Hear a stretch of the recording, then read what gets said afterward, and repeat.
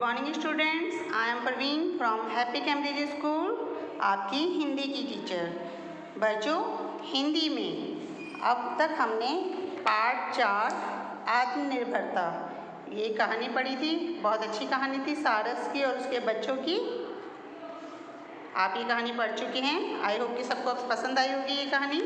आज हम इस कहानी के शब्दार्थ और प्रश्नोत्तर करेंगे। पेज नंबर 19 पर आ जाइए सभी बच्चे। सभी ने ये शब्दार्थ करने हैं और प्रश्नोत्तर करने हैं अपनी कॉपी में, ठीक है। तो चलिए पहले हम शब्द देखते हैं क्या क्या शब्द हैं। कई, कई का अर्थ होता है बेटा अनेक, काफ़ी सारे। कई का क्या होता है अर्थ? अनेक। स्वयं, स्वयं का अर्थ होता है खुद, अपने आप। स्वयं का क्या अर्थ है? खुद या अपने आप। अपने आप काम करना चाहिए, स्वयं काम करना चाहिए, कहते हैं ना। अवश्य, अवश्य का अर्थ होता है जरूर। हमें यह काम अवश्य करना चाहिए, हमें यह काम जरूर करना चाहिए। अवश्य का क्या अर्थ है बच्चे? जरूर, ठीक है। मात्राएं भी ध्यान रखनी है सभी ने और साफ साफ अपनी कॉपी में लिखना है।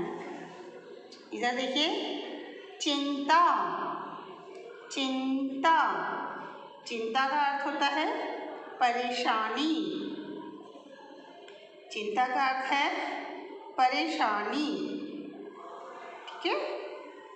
सारस को चिंता होने लगी थी ना कि बच्चे अभी उड़ते नहीं हैं, उसके उड़ने लायक नहीं हैं, है ना। उसे परेशानी होने लगी थी कि फसल कटने वाली है और अभी उसके बच्चे उड़ नहीं सकते।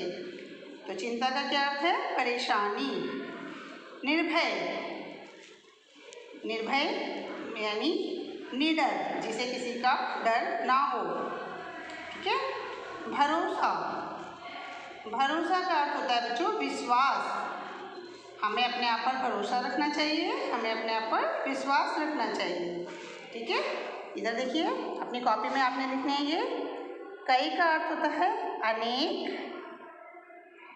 चिंता का अर्थ है परेशानी, स्वयं का अर्थ होता है खुद, अपने आप, निर्भय का अर्थ है निडर, अवश्य का अर्थ है जरूर और भरोसे का अर्थ है भरोसा, विश्वास। आपने ये अपनी कॉपी में लिखना है शब्दार्थ साफ साफ।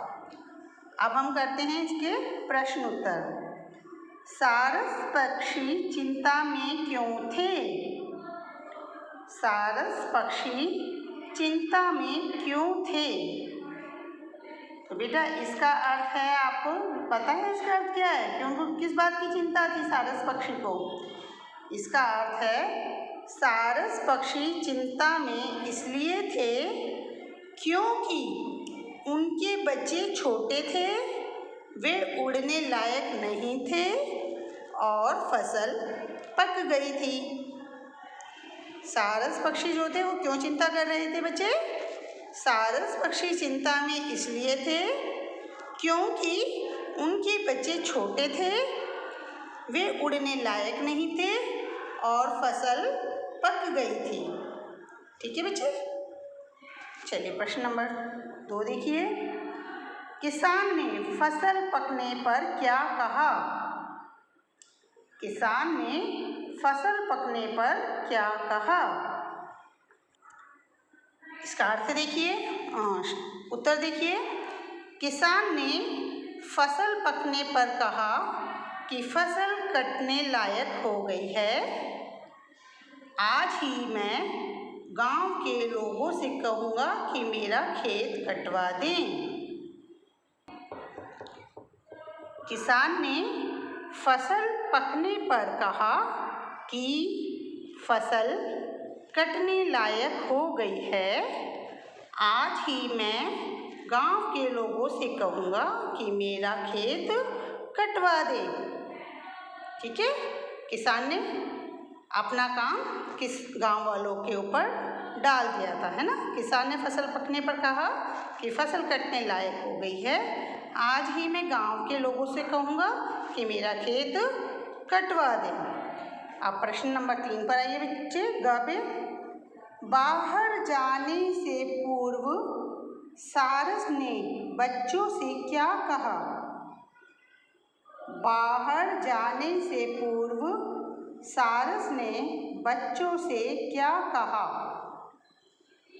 इसका उत्तर है बेटा, सारस ने कहा कि बच्चों, मेरे यहाँ ना रहने पर यदि कोई खेत के पास आए तो उसकी बातें सुनकर याद रखना। बाहर जाने से पूर्व सारस ने बच्चों से क्या कहा? सारस ने कहा कि बच्चों, मेरे यहाँ ना रहने पर यदि कोई खेत के पास आए तो उसकी बातें सुनकर याद रखना। ठीक है, यही कहा था ना। आगे देखिए, सारस के बच्चे निर्भय क्यों हो गए थे? सारस के बच्चे निर्भय क्यों हो गए थे? इसका उत्तर है, सारस के बच्चे अब उड़ने लगे थे, इसलिए वह निर्भय हो गए थे। सारस के बच्चे अब उड़ने लगे थे, इसलिए वह अब निर्भय हो गए थे। ठीक है, अब उनको डर नहीं था क्योंकि वो अब उड़ सकते थे। अगर किसान आ भी जाता तो वो उड़ जाते, है ना। निर्भय यानी अब उनके अंदर से डर खत्म हो गया था। आखिरी प्रश्न देखिए, सारस ने अंत में बच्चों से क्या कहा? सारस ने अंत में बच्चों से क्या कहा?